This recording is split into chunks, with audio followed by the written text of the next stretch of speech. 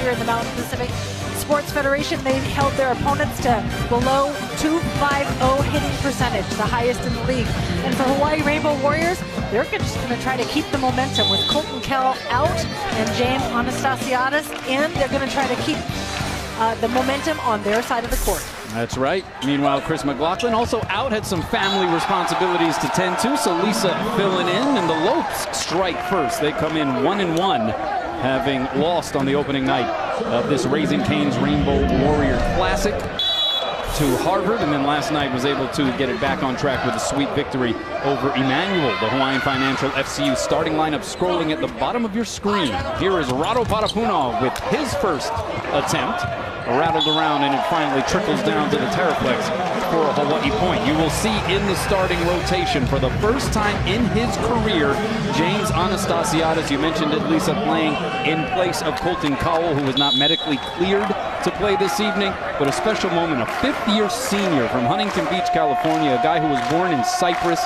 He has waited his turn, and he gets a chance to be a starter here in this ultimate night of the Rainbow Warrior Classic. Philip Humler with his first swing. It's dug up tight to the net and then touched over by Camden Gianni. And how about the big southpaw swing there by the setter Jakob Tella, but it goes long. Line judge calls a touch, however, and so it is a Hawaii point. A little bit of a late call, but Jakob Tella is showing his versatility, if you will, the 6'6" lefty, turning and swinging high and off the hands for the point. Well, Matt Worley, fifth-year head coach for Grand Canyon, doesn't like the touch call. He will challenge it, and so we have played 3 points, and we are already going to the review system. Incredibly early challenge, if you will, this early in a match when you only get 3 for the entire match. Remember, a bit of a tweak to the system, though, this year. They're aligning it a little bit more with the international rule, where if a challenge is won, that challenge is then kept by the coach that issued it. So that's a little bit of a difference that we have seen in previous years and in the women's game as well. Well, that's a great opportunity then to be able to, if you feel strongly enough about the call, to pull it out and make the call. And these touch, no touch replay reviews, always the most difficult. If there was a touch, it looks as though it would be David Kieshel, number 22, 6'5", redshirt junior. And what you're looking for really is like a deflection on of the fingers or the ball moving up. Look closely to see if the ball changes its trajectory. Or if you can see a finger get bent back or something along those lines. And what they found is in doing these challenges, the average challenge review takes 1 minute and 30 seconds, a little long in my personal opinion. So Ernie Ho is taking a look at it. He is the official down on the Terraflex. Dan Hironaka is the R1 atop the ladder. The line judges Ryan Scudder and Dean Tamura. Here is the ruling from Ernie Ho, and it is confirmed. A touch, and thus a point for Hawaii. And so in that instance, Matt Worley loses that challenge. He only has 2 left unless we go to a 5th set, in which case each side gets 1 extra. He still maybe doesn't quite agree with the call, shaking his head with a smile on his face as well. Matt Worley likes making this trip. They recruit actively in the islands. They have a local boy on their team in Avery Enriquez, who we will likely see here as this match progresses. The out ball gives another point to Hawaii. 3 serving 1, and it is Rado Parapunov to serve. And there is Avery Enriquez. It seems as though every volleyball program on the men's side at some point has had an Enriquez. Basically, I think you're right. He's got a twin brother that plays for Concordia Irvine as well. A big family, very talented volleyball family. As that one is hit into the net by Ian McLean. Hawaii off and running here, 4 serving 1. The Rainbow Warriors coming in, the #1 ranked team in the country. Off to a 4-0 start. They have yet to drop a set, and they have looked dominant. But again, having to adjust to the absence of Colton Cowell. This will be an interesting test for them, and I know Charlie Wade actually a little excited perhaps to see how his team will respond. I think absolutely. A little bit of adversity in the lineup definitely gives opportunities to other players. Flying in from the back row was Christian Janke, 6'5" sophomore from Carlsbad, California. coming off of an 8-kill, 3-ace performance against Emmanuel last night. Now, what you will notice about the Lopes is they have some heavy swingers and they have some high flyers as well. Very physical, very tall team. Well, Rado Patapunov, a pretty heavy-handed swinger as well. Good dig there by Heath Hughes, the setter. But it results in a free chance here for Hawaii. Tella, jump set to Gassman. He didn't catch it flush. The timing wasn't necessarily on par with some of the other connections we've seen, but it was enough to get it down, and Hawaii up for 5-2. That's right, because when Pat Gassman does connect, it's time to put your helmet on. That's right. At 6'10", let me tell you, this young man can annihilate a ball, not only from the front court, but from the service line as well. Hit 444 last night against Harvard. He's hitting 556 on the year. I mean, some of the percentages that we're seeing here, very early on, obviously, in this season, but from various Hawaii players, gaudy, to say the least. Philip Humler, another one, he's hitting 429 here coming in. 3 aces on the season. First touch there by Janke. He'll get the bump set. 3 blockers up. He tried to tool it, but he missed the court wide. Wanted a touch. No touch is called. And so another point for the Warriors. Janke looking for a touch. He had 3 blockers up on him, and he's definitive that they touched it. But I don't. There's definitely a challenge. Yeah, the Janke and I think some of the other GCU players urging Matt Worley on to go ahead and challenge it, and so he will challenge a touch on that swing by Christian Janke. It was a little bit more of, you see, kind of just a touch shot, but does it hit Tella on that right forearm? Sometimes a little bit of acting goes into this as well. You know, you raise your hands up and you say, no, no, no, you scream, I didn't touch that. But he's definitely looked like he's trying to push it into the outside hand of Tella. Again, you're looking for a change in direction or something. The resolution here is not necessarily ideal for the touch, no touch replay. But Ernie Ho will take a long look at this thing. And how about Matt Worley? He is not shy, has not been able to use the review table tennis paddle here yet this tournament, because this is the first game that he's played that is televised, and so he is getting right into the thick of things in a hurry. He's like he's at the craps table with a good hand, you know, playing his card real quick. And it is confirmed, no touch. And Matt Worley in disbelief. He is incredulous again. He is down to 1 challenge already, and it is 6-2 in set 1. 8 points played, and he's got 1 challenge left. 5th season head coach, named to the under 40 coaching hotshot list. And he entered the tournament just 1 win away from tying Jeremy Price for most wins as a head coach in program history. So he got that last night against Emmanuel. Hoping to get a 2nd victory here against the #1 ranked team in the country. And a good put down there by McLean, 6'7" redshirt junior from Santa Barbara, California. My hometown. And Dave Soji's alumni. That's right. A lot of connections to the Central Coast. Jay Santos in his 4th season at Arizona. It is 3 serving 6, and it is McLean to serve. 2-hand pass there by Worsley. And then Pat Gassman puts a hurting on it. Net violation called against GCU. So either way you slice it, it's a point for the Warriors. That play made possible by Gage Worsley taking that first pass, that first contact, and perfect pass so that the middle can be run efficiently. Gage Worsley, Hawaii's first team ABCA All-American libero. Gassman with the jump serve. Right side set, it goes to Keishel, dug up on 1 knee by Rado Patapunov. Set goes outside, here is Jimmy. Jimmy B-team, as Charlie Wade has grown accustomed to calling him. Well, he's on the A side certainly tonight, getting his first career start, and you got to feel good for him, Lisa. How can you not? You know, this young man has always worked incredibly hard. Cindy Lewis, in her article today, quoted him as the next man up. And he's exactly that. He comes in, he gives it 150% every single play. Gassman put a little more gas on that serve, forces the overpass. Anastasiadis couldn't quite put it down, but then the net was able to hold that janky swing onto the GCU side. And a timeout here for the Lopes. Hawaii creating some early distance in set #1, up 9-3. Matches, in fact, the vast majority of them occurring here in Honolulu. The last one back in 2018, it was a sweep victory for Charlie Wade's bunch. Remember, Huna Kaniho was a member of the GCU team that year, now a volunteer assistant this past season with the Rainbow Wahine. That one is smacked down there by Kyle Thompson, a 6'7" sophomore from Orlando, Florida. He jumps out of the building, Lisa. Well, according to his coach, he's the most improved player on their team this past season. Also, not only in the hitting aspect, but his blocking has incredibly improved this season. Touches 12 feet on his approach. We got some high leapers on both sides here this evening. Could make for some interesting volleyball as an ace is dealt out of the deck by David Kieshel. And that was too hot to handle for Philip Humler, who is one of Hawaii's best serve receivers. Yes, Humler coming in and taking the place of Stein von Tilburg has done a fabulous job in the backcourt so far this season. Oh, how about that little crisscross action behind the headset from Tella to Guilherme Voss, 6'7" freshman from Rio de Janeiro, and he put good wood on that one. You gotta like that back quick set because it really throws off the opposing blocker.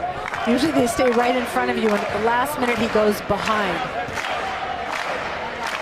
So 10 serving 5, it's Tella with the serve. Hawaii served awfully well last night against Harvard. That was a thorough swing by Christian Janke. But you look at the box score from last night, and Hawaii had 4 different servers who served the ball at least 9 times without an error. That was Anastasiadis, Jakob Tella, Philip Humler, and Guilherme Voss. That's that first contact they talk about. From the service line, you can win or lose games. And that one actually catches Tella. He was getting into his setter position. I think that ball may have been tailing out as well, but he wasn't able to dodge out of the way. That's a wicked serve. It came down so fast. Janke with some topspin on it. Tella could not get out of the way.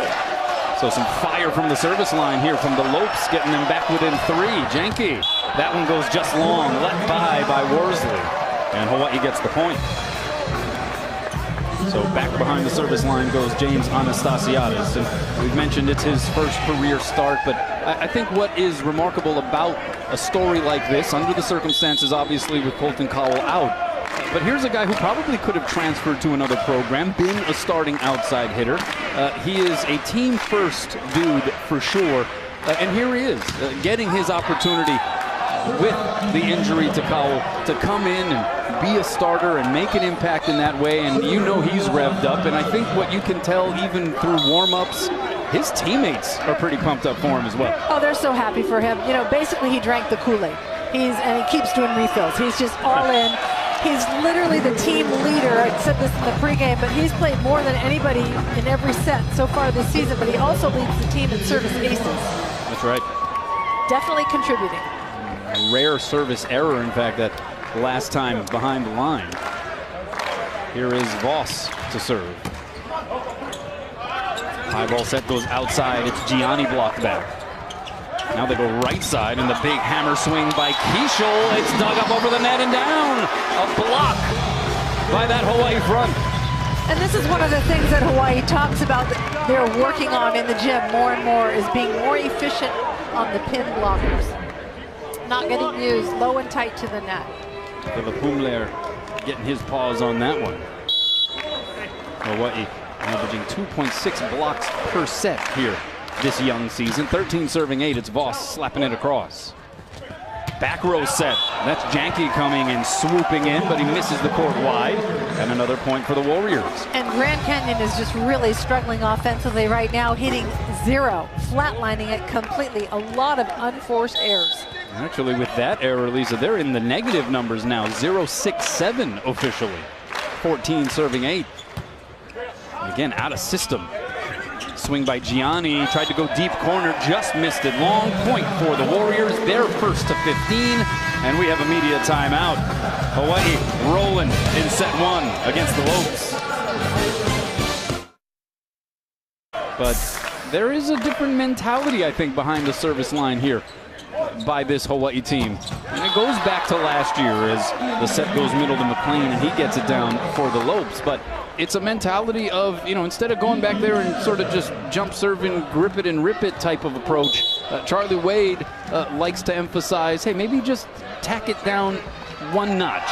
let's get it in so that, you know, our big block up front can go to work as Pat Gassman is able to pump that one down for a Hawaii point. And also remember that if you get them out of system, that oftentimes works just as well as an ace. It's not always about the ace numbers. That's exactly it, and it's a philosophy. Different coaches have different styles. Some want you to go back and bomb away and get them out of system by an aggressive serve. Some don't. So here you're going to see some players get a green light to go for it, and some don't. Keishel against 3 Hawaii blockers is able to tool it for a GCU point.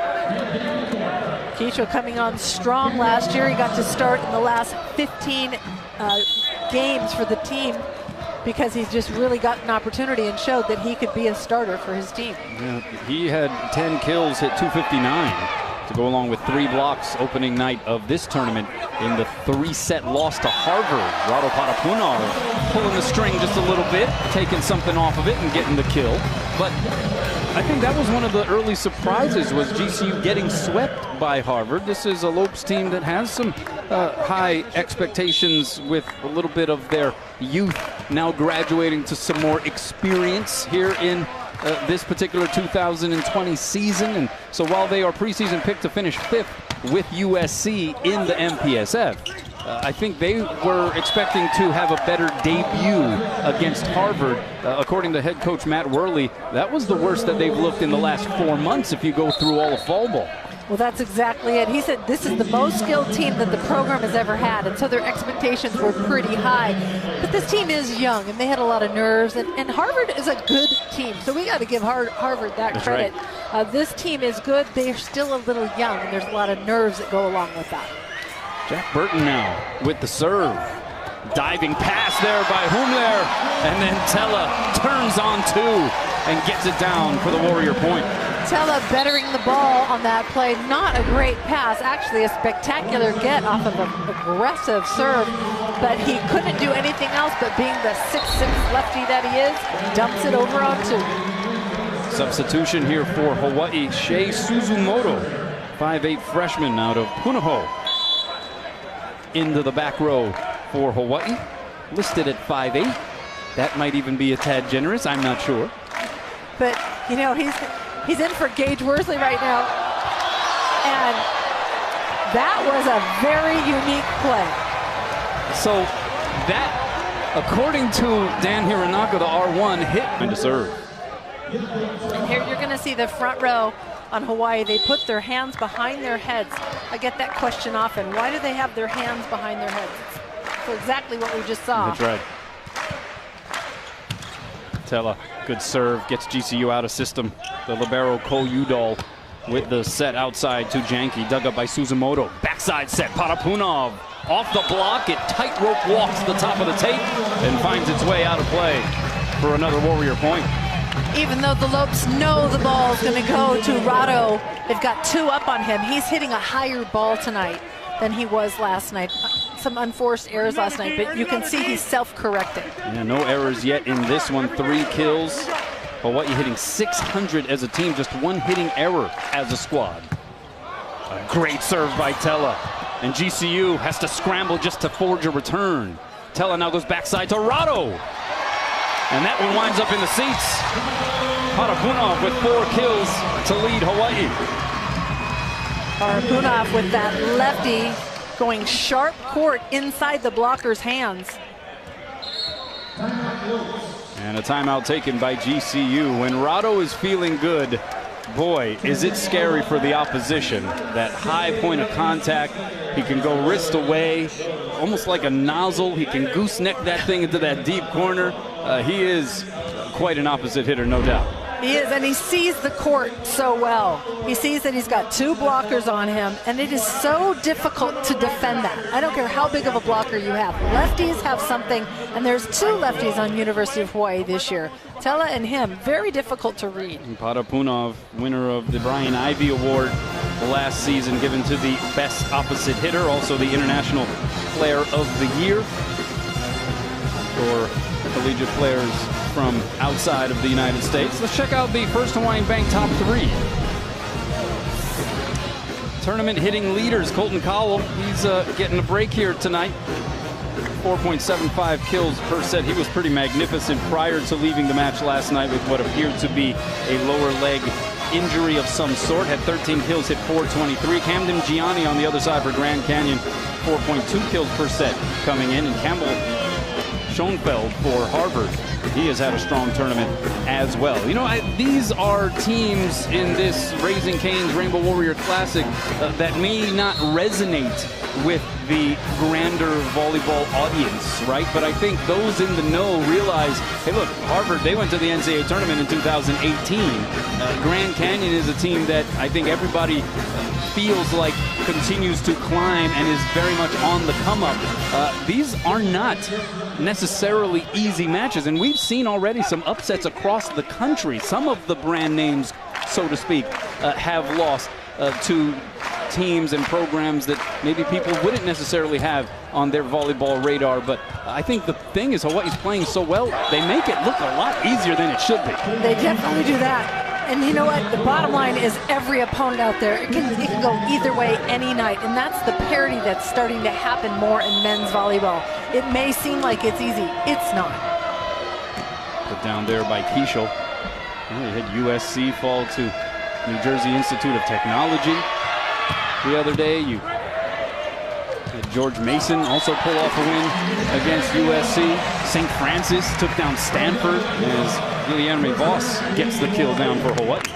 Well, like you were talking about earlier, Kanoa, it's like these players don't want to be number 13 or 14. Hawaii has 21 players. I mean, let's get real. That's a lot of players, and you've got to take your time and learn the culture. Some of them want to be on the court as a freshman or a sophomore. We've seen players leave this program for that reason. Yeah. Austin Matotia, Brandon McCray, they're at UCLA starting. Outside. Gianni unable to get it down. Good dig over the net there by Worsley. Gianni a second time popped up by Worsley again. Tella sets up Humler against two blockers.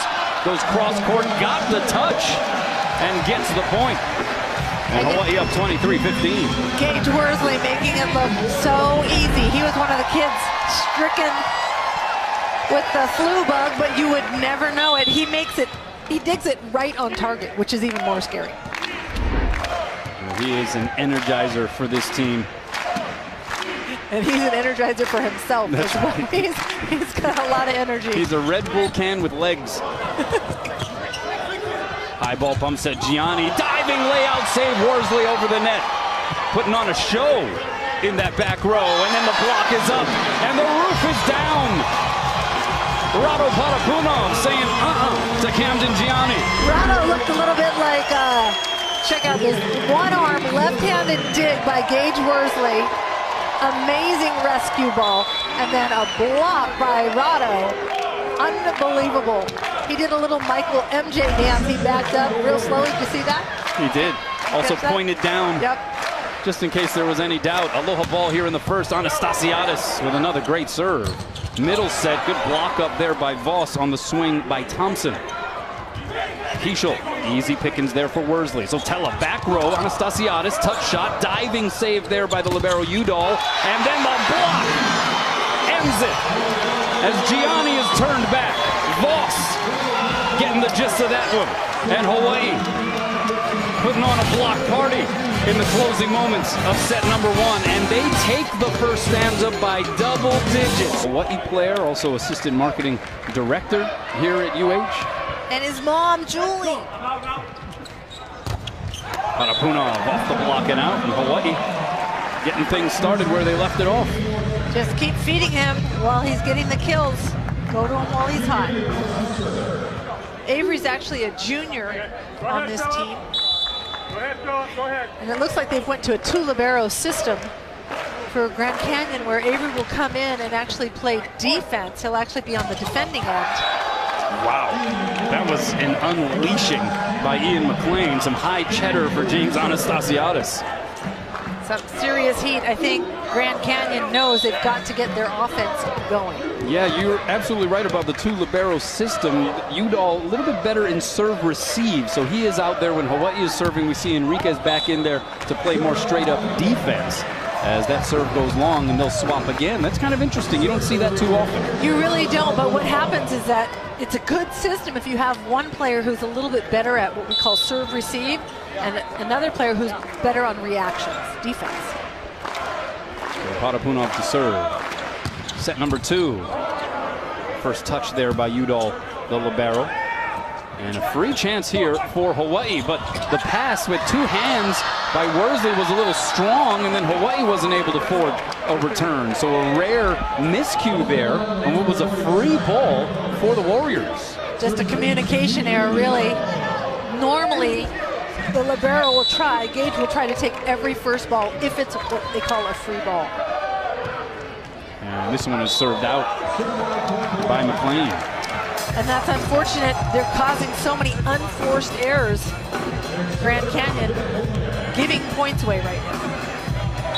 Hawaii hit 632 in that first set. They had 13 total kills and just 1 hitting error. It's pretty impressive. 1 hitting error. Here's Humler.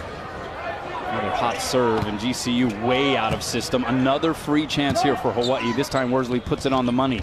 D-set goes to Potapunov, and he pounds it off the block and out. Like clockwork. Like clockwork, and you know, you've got to give Rado a lot of credit because he's hitting smart, and I love that they're feeding him the ball. See what he did last night against the Crimson. Almost had a double-double with digs. That's kind of another layer to what we've seen from Rado here this year. Is he's getting a lot of digs, and they're not just sort of the perfunctory kind. He's actually making some defensive plays. And for a big guy, that is very difficult. He plays right back. It's a hard defensive position. Anastasiadis' block kept up by Gaston. James with another crack at it, and he gets it down. Anastasiadis with his 2nd kill. And actually, that was Rado who used his hands to set that ball, which is another aspect of his game, right? He's got the defense, the block, the hitting. Now he's turning into the off-setter. Also had a pretty phenomenal save by Humler along that back line to keep that sequence alive. 5 serving 2. Well, what you're looking sharp here this final night of the Raising Cane's Rainbow Warrior Classic. Humler, 66 miles an hour on the gun. Swing by Keisho, blocked back, rattled around, and it will not be returned. Hawaii putting up the wall again.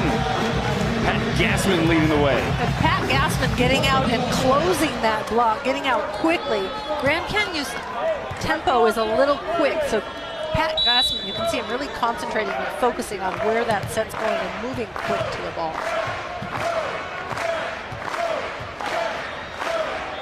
Crowd clapping in unison as Humler brings it, sends it long. And the crowd sort of taking 2018 lead pit. Even though Milan Zarkovic once again not present tonight, he got that flu that you talked about that sort of ravaged this Hawaii team throughout the week. He got it pretty bad, and so he did not come out for any of the games here in this tournament. They want to make sure that he is healthy for the road trip coming up. They depart on Tuesday. You don't want to be getting on any long plane rides if you're still fighting flu symptoms, as that one is plugged through the block by Jang. Jay Santos in his 4th. He's usually the guy leading that clap and leading some of these more coordinated cheers. The crowd's picking up on it. They're well trained. He brought that on. He started that, and it's implemented in his 7th season here coaching at University of Hawaii. He has really instrumented that clap. We wish him the best. Hope that he feels better soon. Middle set, Gassman is blocked, solo style by Kyle Thompson. And that's Patrick Gassman's first hitting error. He has 3 kills so far this evening. He thought he had that. He was trying to cut it back. One-on-one solo block for Kyle Thompson.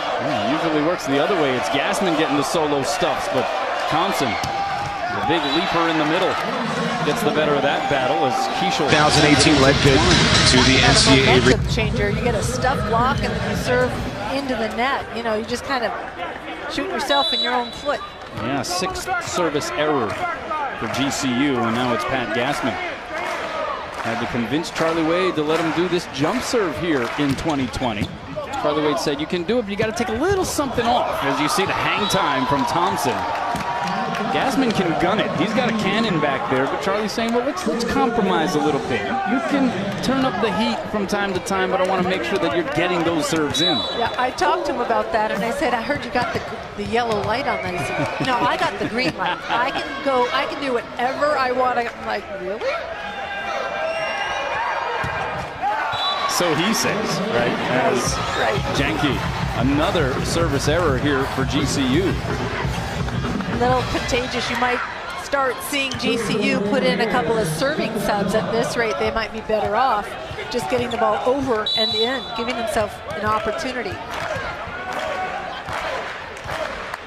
Here is Jakob Tella now to serve, the 6'6" sophomore setter from Norway. D-set, that goes to Kiesel. Saved by Tella, but it sails over the net and OB. So Grand Canyon putting on a stiffer competition here so far in set number 2. They trail by just 1. And they're hitting at 286 right now, so they've cleaned that up quite a bit. Here is Thompson, chose Grand Canyon over Long Beach State, who was also recruiting him. Tella, oh, nice backside set to Anastasiadis. Had to readjust the approach a little bit, though, and now the swing by Gianni pulls the string, and we are tied up at 8 here in set number 2. And Gianni, the 6'5" outside hitter who sat out last year as a freshman because he suffered a cardiac arrest. Yeah, a remarkable story. It was one of the first practices of last season. Went into cardiac arrest in the practice facility, and so the training staff on location, on site, actually saved his life.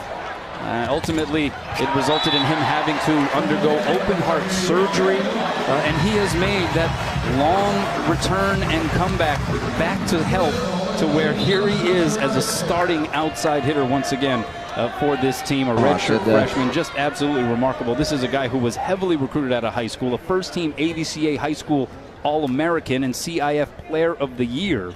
And in fact, he had a procedure done as recently as December, as they had to put a chip next to his heart just to make sure that they could continue to monitor that heartbeat. And so he's been through some stuff, and it's just really tremendous and great to see him still doing his thing on the volleyball court. And it's pretty amazing because basically what he says is God has a plan. That the trainer was there, that it happened there, could have happened anywhere else. They administered the ADU and brought him back. Rado Patapunov just crushing it right now. Puts Hawaii up a deuce with his 7th put down. And Grand Canyon can't seem to figure out how to slow him down. We talked about that as one of the keys to the game, slowing the offense down of Hawaii. So far, he has 7 kills tonight and no hitting errors. Yeah, hitting 636. Anastasiadis with the serve. A good one. Good pass, though, by Gianni. Kiesel comes swooping in, but he sends it long. No touch up front. And so this is sort of the pattern that we have seen, right, throughout the first 4 matches for Hawaii. We've seen some competitive early portions of sets, but it seems to be, whether it's Tella or Anastasiadis or maybe even Humler, one of these guys in the service rotation, they'll put together a run and Hawaii creates some distance. That's right, and setting up that separation is huge because in this rally scoring system, it is very hard to come back when you get the 4 or 5 separation. Block was up there on Janky. Kiesel took a little something off, dug up by Tella, so Anastasiadis. High ball set to Rado with 3 blockers up on him, and he still makes it work. A 4-0 Warrior run. And that's going to force a GCU timeout as Jimmy Beatty sets up his teammate Patapunov for the kill.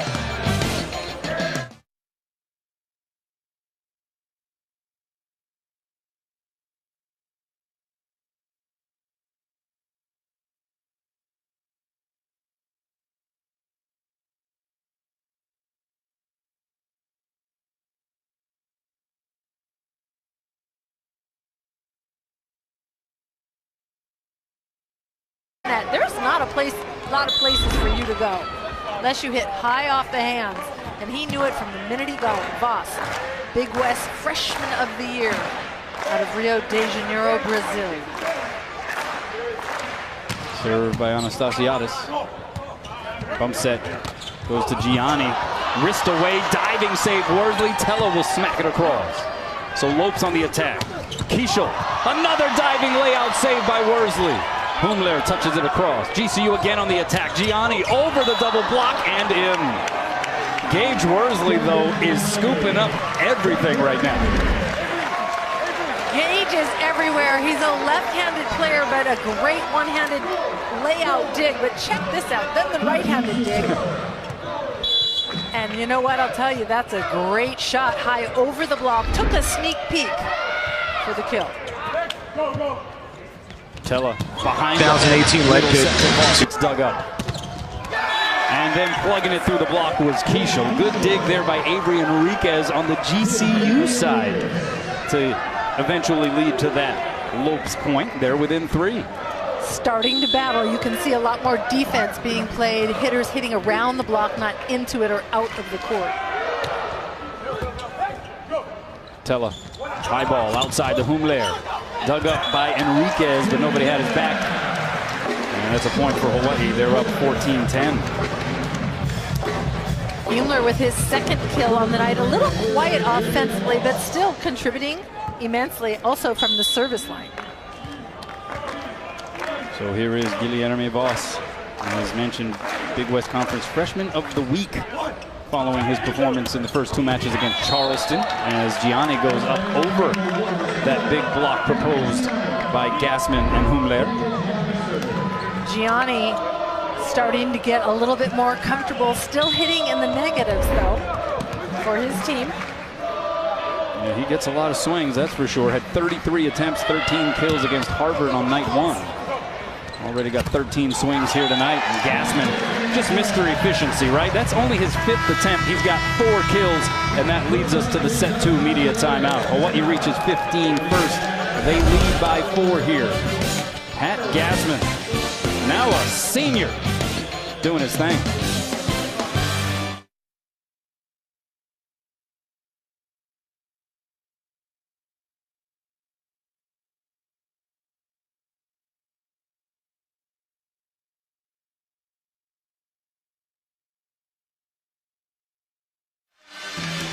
Well, gear up for a little bit of prep hoops. The girls of the OIA take to the court as Mililani takes on Lelehua Tuesday at 7:15 p.m. only on Spectrum OC16. High school hoops in full mode here at this juncture of the new year.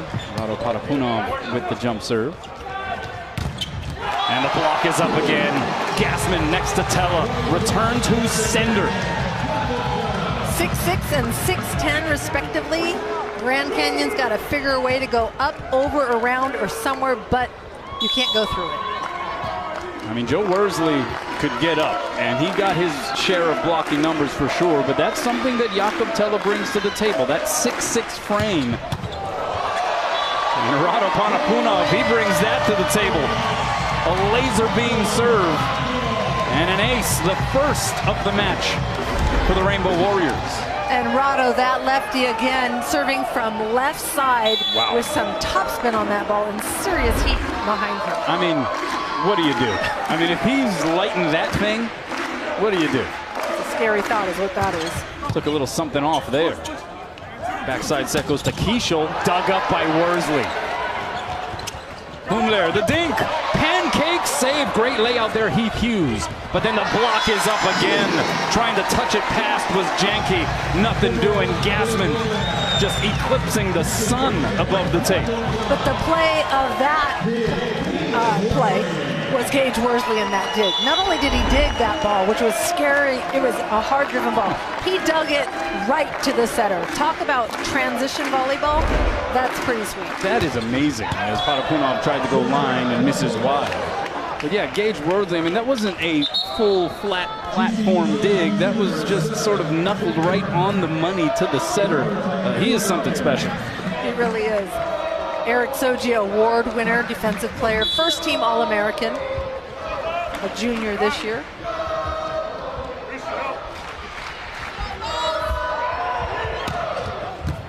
There he is, laying out on the first touch. Patapunov misses wide, tried to go line. He thought it was in.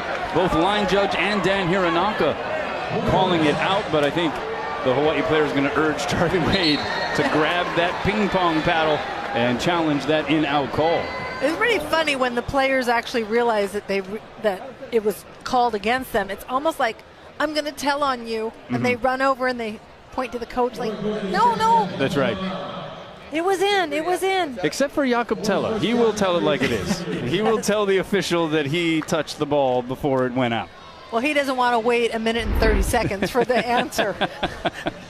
Well, let's see if we can tell from this angle.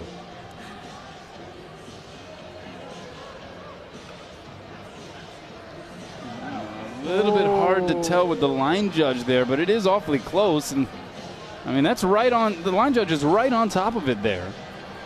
And the thing is, that ball is coming so fast and so hard. You have to make such a quick decision. Not only if it's in, but did it touch the blocker's hands as well? I don't think that's the challenge. This becomes one of those where just because of where the ball hit, maybe this angle helps, but I'm not sure if we have a good enough look to be able to overturn it. From that angle, it does look like it hits that sideline, though, but I'm not sure how accurate you can assume that freeze frame to be. This might be one of those where just the impediments of and the obstruction of some of the angles are going to dissuade Ernie Ho from retracting this call.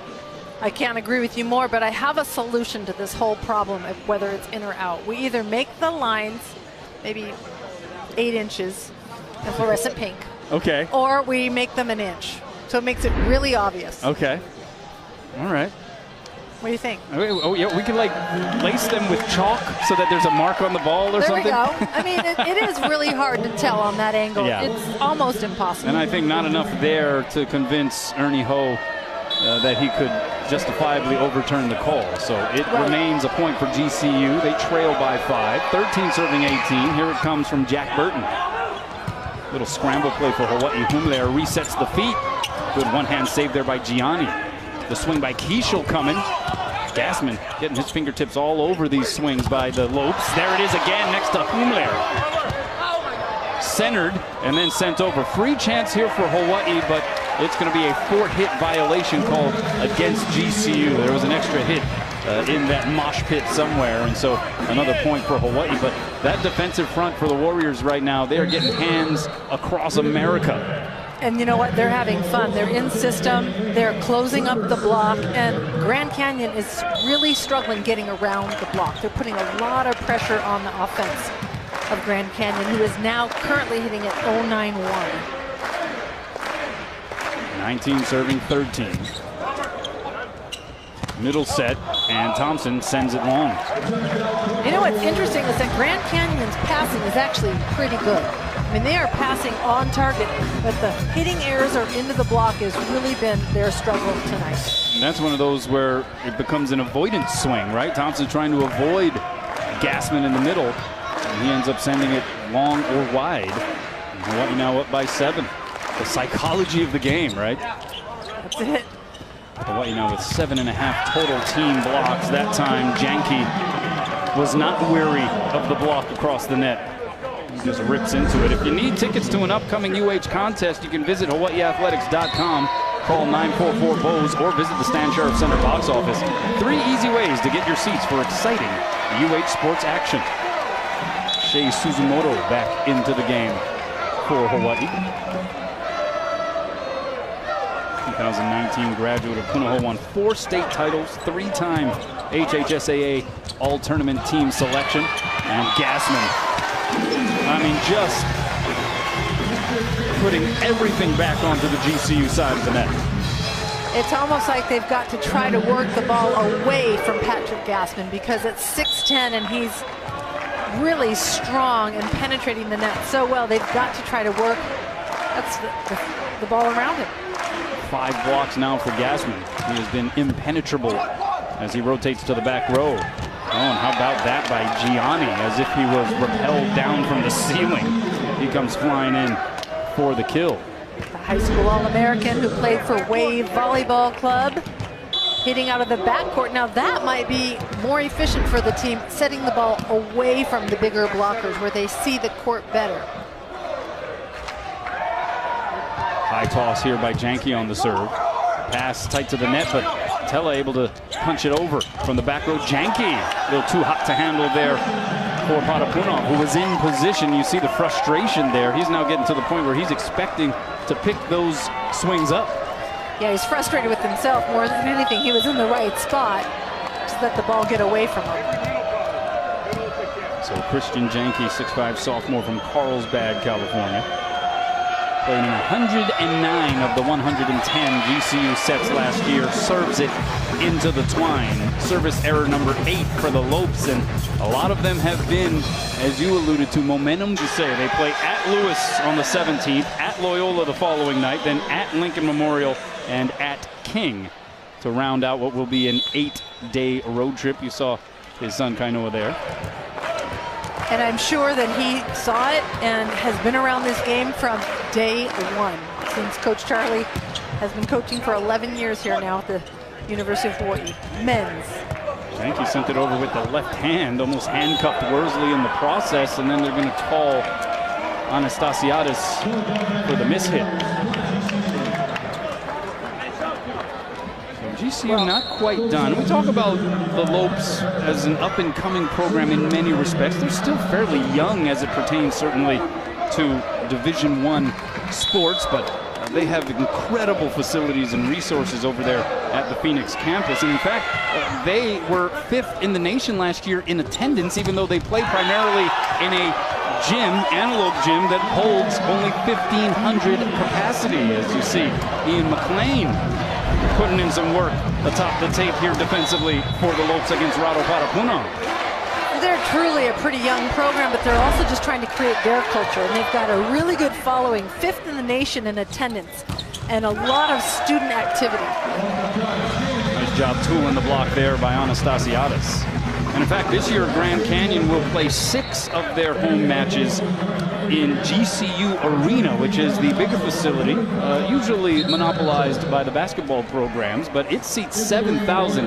And if you have seen any GCU home games for basketball on TV, their student fan base is known as the Havocs. And man, they are wild. They create an incredible atmosphere, and everything is choreographed and coordinated, and it is a show, let me tell you, as Hamden Gianni puts on a show on that attempt, just mashes it. And Grand Canyon not quite done yet here in set 2. And that was absolutely his best hammer down for the evening. Maybe he's just getting started, not sure. Back to where they play. You know who the mascot is for the Antelopes? Thunder.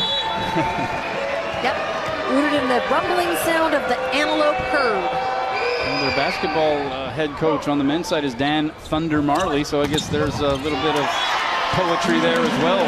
Humler able to deliver from the outside, and Hawaii sits on aloha ball here in set number 2.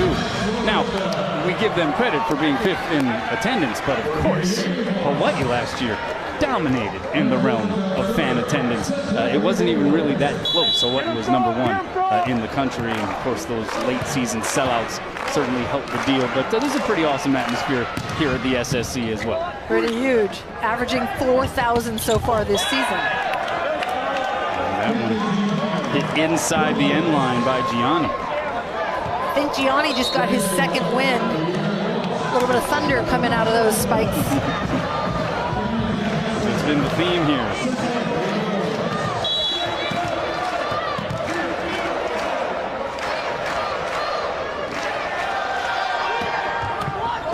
And tickles the tape. Gassman has to go down to his knees to retrieve it. Potapunov then goes off the block and down. Rado with his 9th kill of the match puts an end to set number 2. Hawaii takes it 25-20. And so on this final night of the Raising Cane's Rainbow Warrior Classic, Hawaii will have an opportunity to crack open the Maroon Closet. We're gearing up for this road trip. We're going to be playing in a couple of tough locations here this upcoming week. We kind of want to get our starters some reps and some action here, and so that was part of the decision-making process last night, with the starters playing all 3 sets, and here they are here at the onset of the 3rd frame, where it seems as though he may be thinking along the same lines. I think absolutely. You want them to get familiar and have more opportunities to be on the court and know the systems and exactly where they belong. And I think the more they play together, the more comfortable they're going to get. Guilherme Voss getting things going with the opening serve here in set number 3, and he sends it long. Guilherme Voss. That is not his entire name. In fact, Voss isn't actually his last name. His full name is Guilherme Voss Messias dos Santos. But I think he just, at this point, feels like, you know, some of the other names get it a little too lengthy. And I think he likes the sound of Guilherme Voss. So, hey, more power to him. It's his name. He gets to do with it what he wants. I like that name a lot. It's easier for us. I know that. Yes, thank you very much. Thanks, Voss. Guilherme for that, yes. I agree. As Humler gets it down for Hawaii. One serving one here early on in set 3. Definitely a lot of international players and names that have come through this program through the years. How about that serve by Rado? That was wicked. Second ace of the match for Parapuno. Well, you know what's been great is that he's been going back there, bombing ball after ball after ball, and he's got Grand Canyon on their heels back there. When he goes to jump serve, and then he took something just off, and they're all on their heels. At a team best 43 aces last season. There is taking a little something off Parapuno. Good dig there, only momentarily by Rado, but he was on his wallet as it was then placed down by Christian Janke. You saw the swing, Caleb Blazer getting a little bit of action here earlier. Hugo Fischer, the opposite hitter, number 19, also getting a swing there, 6'8" redshirt sophomore from Belgium, but he ends up serving it out. And a lefty at that. And again, the lefties are very different. They're harder to read, and he may change things up when he comes around into the front court for Hawaii's block. A minor change there in the lineup for GCU with Fisher at that opposite position. 3 serving 2, here it comes from Humle. Set outside. And how about the lefty swipe by Janke? Led the team in kills and aces a year ago. He had to ad-lib right there. And he made it work. Janke, Sage Creek High School All-American selection. State title winner twice in his high school career. Gassman finds that end line. Again, we're seeing that behind-the-head middle set from Tella to either Gassman or Voss with high frequency here tonight. And you gotta like that because he's mixing it up. He's starting to establish his offense, changing things up, setting high outside the big, and also behind him very well, connecting well with his middles.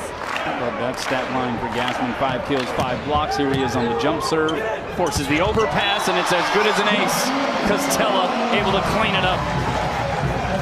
And Tella just loving that. Patrick Gassman going back and bombing away from the end line with his jump serve, taking something off of it as well. Not quite as much velocity behind that serve.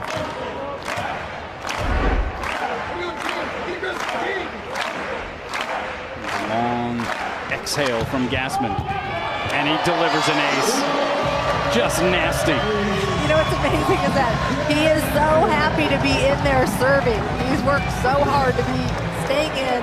Just let me serve, please, coach, please. You know the wheels are turning here, right? He's had a couple of really good serves. You know he's thinking, all right, let me just send the hammer here across the net. You know he's thinking that. He hits one of his teammates in the back of the dome. Well, he did a Hanaho. Remember earlier tonight, he did that a little bit. That's when Tella decided to tell the truth. That's right. I don't think the officials missed that one. And I don't think that James Anastasiadis does either. He just got pegged. Keep your head on a swivel when it's Pat Gassman back there. Good run at the service line, though, by the senior. And another strong middle connection there. Tella to Guilherme Voss. And, you know, that's something that I think Charlie Wade wanted to see a little bit more of from Jakob Tella, is working the middles. The thing is, you know, he maybe gets into, as many setters in his position would, relying on the pin hitters like Holden Cowell or Rado Parapunov. And the thing is, there's not a lot of negative feedback when you do that because they usually make it happen. Exactly, but then as the season progresses, you start to become predictable. And when you become predictable, teams that are bigger and stronger, the further you go up the ladder, the easier it is for them to compete with you. Anastasiadis winning the joust at the net there. Hawaii up 8, serving 4. Patella. Little tail on that serve. Gianni, diving save there by Anastasiadis, and then Voss in that duel above the tape. Keeps this thing going. Now he gets a full swing at it. Did it get above the net? No, it did not. Just the only disconnect we've seen in the middle so far, and I like that he's trying to force that middle on transition balls because it catches the offense, the defense off. So 5 serving 8. I mean, this is Heath Hughes now floating it over. Tella goes high and away. Parapunov from the left side. It doesn't really matter where you put him. The result is usually pretty similar. That is kill number 10 for Rado. He is the first player on either side into double figures, hitting a fat 500 percentage. 2 aces, 3 digs, 3 blocks. Just another night at the office for the big fella. I think he's having fun. And I'll tell you what, the system is high to his left hand. The ball is a little higher, and he's seeing the court really well. Bump set from the back row. Gianni gets that one saved by Anastasiadis over the net. Missed time, though, on the jump at the net. And so Hawaii with a chance here. They're scrambling, but the set by Tella to Rado. How about that? That's the set of the night. Hands down, the set of the night. Behind him, running one way, throwing it back to Rado. And Rado, amazing, that is a very difficult, coming over his left shoulder and swinging deep into that corner. I mean, how good does that feel, though, for a setter to know, all right, let me just highball this thing somewhere in that area. Here, you take care of it. Rado will get a good wood on it. And Anastasiadis getting a good wood on that serve. An ace for the first-time starter. You just got to feel good for him. He has been such an incredible ambassador throughout his career for this program. And it's all smiles for Jimmy.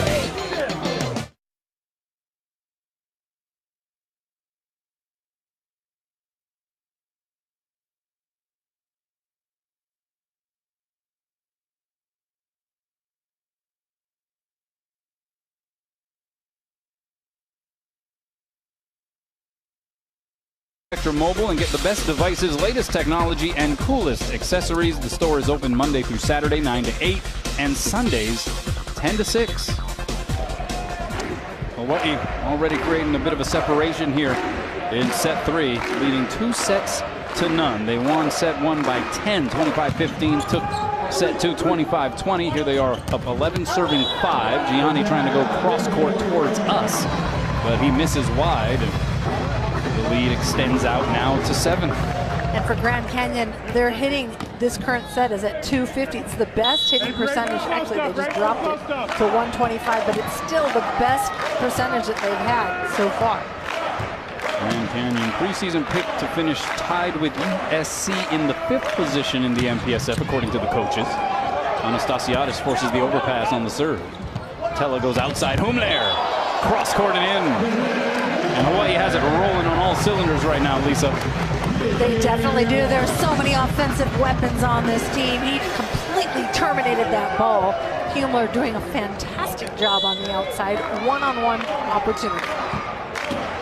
3rd-ranked BYU, by the way, the favorite in the MPSF. Defending champ Pepperdine picked 4th here in the preseason. But we've already seen some upsets, as we alluded to earlier, and so hey, it's a long season. We're just getting revved up here, and these teams on all fronts are going to be going through some progression and some development, so buckle up. Lots of changes, a lot of graduating seniors from Pepperdine, and also obviously Hawaii, UCLA. Things have really changed. The teams have new faces. That's right. Here's Humler going off the high hands. And out for another Hawaii point. He's got 6 kills on 10 swings, hitting over 550. That's a pretty nice percentage. How about this for a nice percentage? Hawaii right now hitting 800 in set number 3. Scary thought. That's a swing by Fisher, and he gets it down. Hugo Fisher, redshirt sophomore, previous experience with the Belgian national team.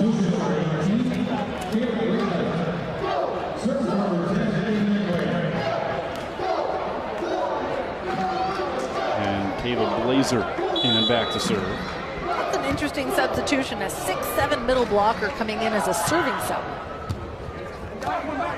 Pella, that jump set to Gassman.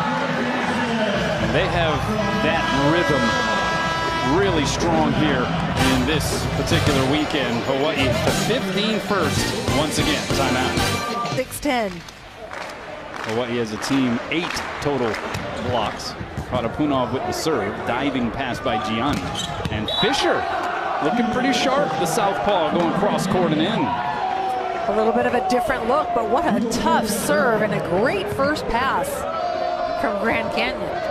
So what do you think about this schedule layout for Hawaii? As mentioned, the 8-day road trip coming up, and they'll be monitoring Colton Cowell, I'm sure, here in the oncoming days to see whether or not he'll be available at any point over the course of that road trip. Harapunov with the swing and a net violation gives the point to Hawaii, but at Lewis on the 17th, at Loyola the following night, and then on the 20th at Lincoln Memorial, on the 21st at King, and then they come home and they got the alumni match on the 24th, but a little bit of time before the Outrigger Hotels and Resorts Invitational with Queens, Concordia, and UC Irvine in February. But what do you think about the layout of the schedule? I like that layout. I think that they need to go travel to that East Coast and play those teams. I think it's huge for their RPI, and I think it's huge for their team rapport.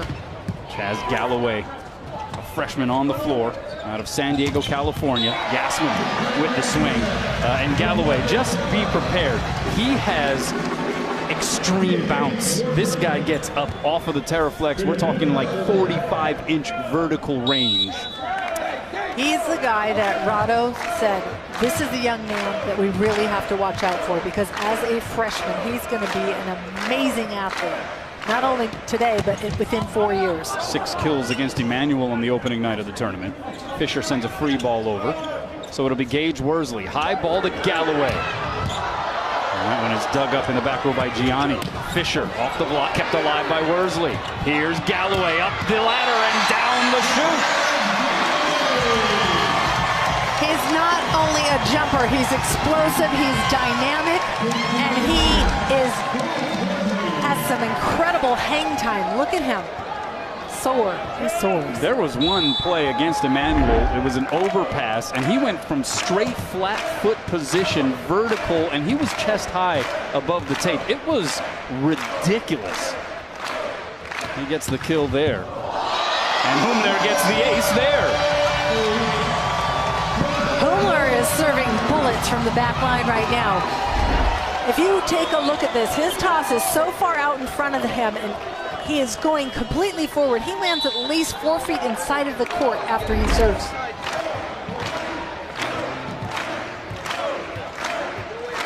Hawaii up 19-8. Just pouring it on here. Humler into the net.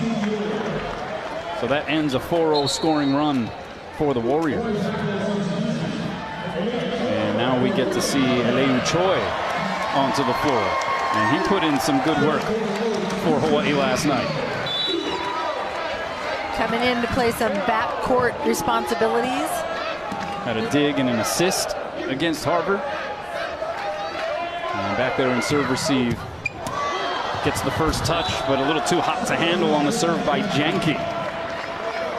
And Janke led his team last year in service aces. He's going to go after Choi right now. He knows he's a younger player. He just got subbed in, and that's what he's been told to do. They're calling serving areas. Let's see if he goes right back after him. New into the match, new into the program. Yeah, they're going to serve him. Here it comes again from Janke. This time he goes towards Worsley and Galloway, and that was a laser beam ace. So Janke trying to single-handedly somehow get the Lopes back into the mix here in the third. Back-to-back aces. See if he takes something off on this one. 3 aces in the match now for Janke. Crowd making some noise.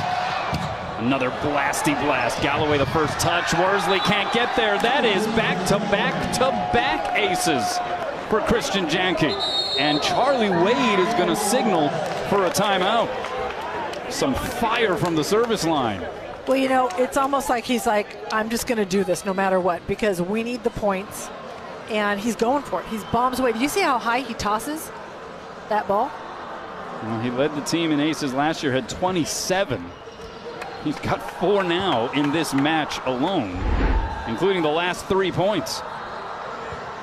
I mean, even in slow motion replay, that thing looks like a laser beam. Well, it definitely is. You know, Grand Canyon, we talked about a little bit about Puna Kaniho. You said he went to school there, but they also recruit other players. He's in the record books for assists. So is Sky Engelman for digs, and Cullen Mosier for aces. So they really love coming to Hawaii. They like their Hawaii boys. And again, this team with Avery Enriquez, they're just coming up. They're a young team. They're growing their school, their college.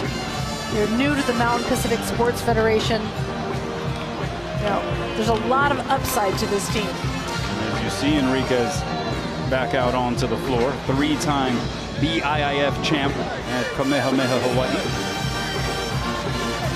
Mentioned 4 brothers. He's one of 5, but 4 brothers. All 5 of them have played Division I college volleyball. That's right. Evan at Stanford. He was also a libero. Corey, his older brother, here at University of Hawaii. There's one that played Emmett at Cal State.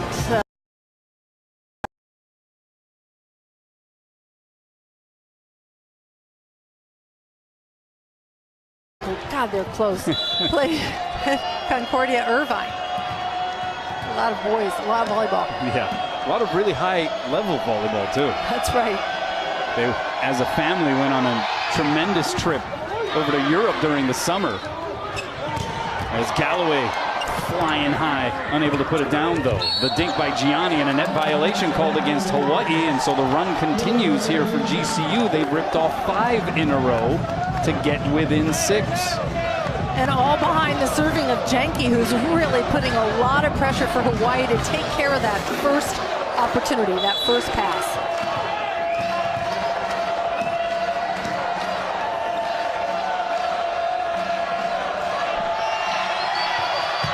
Janke, this one handled by Worsley. Middle set, Gassman gets it down in that deep corner. I'll tell you, Gassman is slicing and dicing the ball. He's going from corner to corner. He's picking and choosing where he wants the ball. He's seeing the court extremely well. So Gassman now with 8 kills on 9 swings, hitting .778. And he's now back to serve. And it's a good one. In fact, it's an ace. Pat Gassman with his 2nd ace of the evening. Taking a little something off of it. I think maybe he got the yellow light, kind of red light, like take something off of it, keep it in, don't hurt anybody. Has made contact with a couple of his frontline mates already. Pair of occasions here tonight. Middle set, and that is Thompson missing the feed.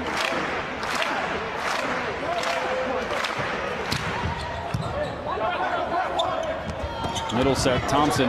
Block got a good chunk there. Sotella, high ball bump set. Here's Galloway with the left hand, sends it down the line.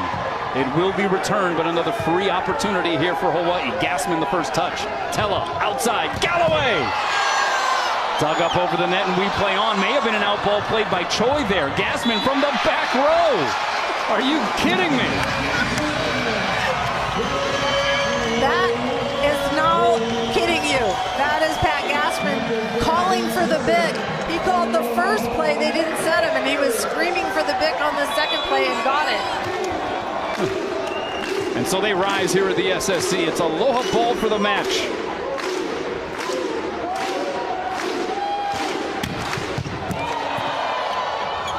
Hawaii plays it on its side. Choi sets up Rado. The finisher. Hawaii makes it 22 straight here at home as they pull off the sweet victory. Ekahi Elua Aloha at the SSC, claiming the Raising Cane's Rainbow Warrior Classic title. Just an incredible victory for this team, hitting at